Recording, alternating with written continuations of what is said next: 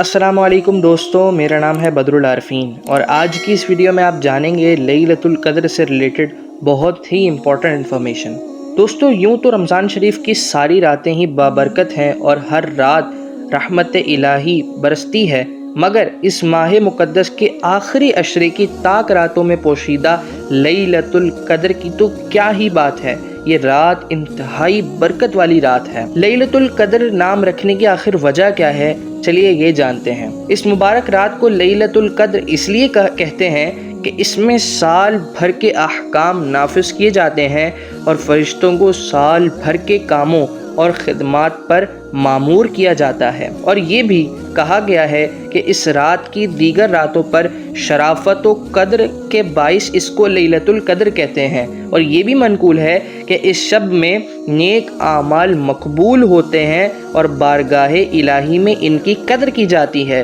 اس لیے اس کو لیلۃ القدر کہتے ہیں۔ اس رات کی بے شمار فضائل و برکات ہیں، چنانچہ حضرت سیدنا ابو ہریرہ رضی اللہ عنہ روایت کرتے ہیں کہ حضور نبی کریم صلی اللہ علیہ وسلم نے ارشاد فرمایا، جو شب قدر میں ایمان و اخلاص کے ساتھ رات کو عبادت کرے اس کے سابقہ گناہ بخش دیے جاتے ہیں۔ ہمارے پیارے نبی صلی اللہ علیہ وسلم شب قدر میں نماز ادا فرماتے، قرآن کریم کی تلاوت، دعا اور ذکر و اذکار بھی کرتے۔ مولا کائنات امیر المؤمنین حضرت سیدنا علی المرتضیٰ شیر خدا کرم اللہ تعالی وجہہ الکریم سے روایت ہے، جو شخص رمضان المبارک کی 27ویں شب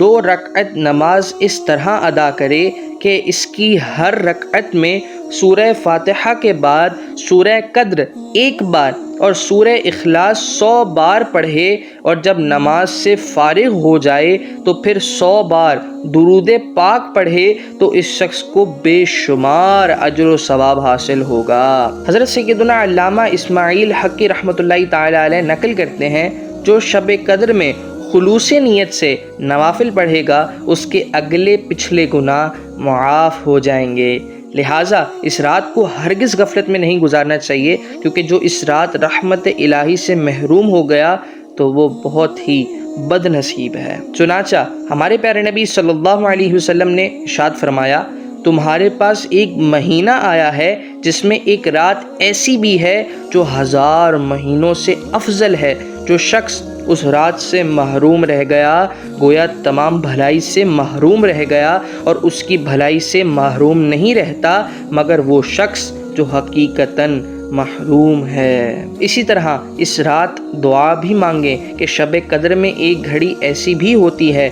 جس میں جو دعا مانگی جائے قبول ہوتی ہے۔ اس رات ایسی دعائیں مانگنی چاہیے کہ جو دونوں جہاں میں فائدہ مند ہو، مثلا اپنے گناہوں کی معافی اور رضائے الہی کے حصول کی دعا کرے۔ اس رات میں دعا مانگنے کی ترغیب ہمارے آقا صلی اللہ علیہ وسلم نے بھی ارشاد فرمائی، چنانچہ ام المؤمنین حضرت سیدتنا عائشہ صدیقہ رضی اللہ عنہا روایت فرماتی ہیں، میں نے آقا کریم صلی اللہ علیہ وسلم کی بارگاہ میں عرض کی، یا رسول اللہ صلی اللہ علیہ وسلم، اگر مجھے شب قدر کا علم ہو جائے تو کیا پڑھوں؟ آقا کریم صلی اللہ علیہ وسلم نے ارشاد فرمایا، اس طرح دعا مانگو، اللہم انک عفو